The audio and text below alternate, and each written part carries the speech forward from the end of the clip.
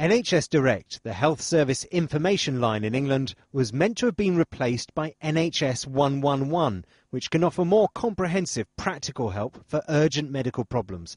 But the introduction of the new system has been fraught with difficulty. NHS 111, Michelle speaking. This 111 call centre in Newcastle is run by the local ambulance service. Like the old NHS Direct, they can offer advice, but they can also book appointments at clinics or even dispatch ambulances in an emergency. There are a myriad of services out there. Which service is the right one for me?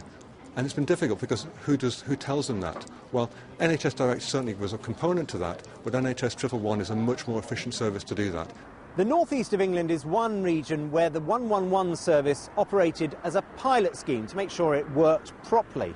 Now, the idea is it bridges the gap between when a patient feels too ill to wait for an appointment to see their local doctor, but not ill enough to warrant calling out an ambulance. And it does seem to be working smoothly here, but the picture across the rest of England is very mixed. A briefing paper prepared for the board of NHS England shows just how patchy the situation is. It says a small number of NHS 111 services have provided an unacceptable service on quality standards, especially at weekends. And it goes on, the service is still fragile in a number of areas. And how long have you had that?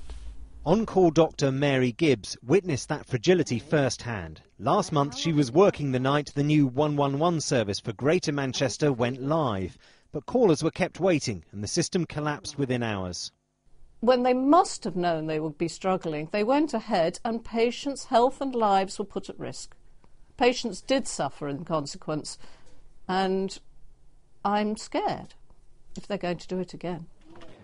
Of the 46 111 services across England, 7 have yet to go live, and a number of others are suspended because of problems when they launched.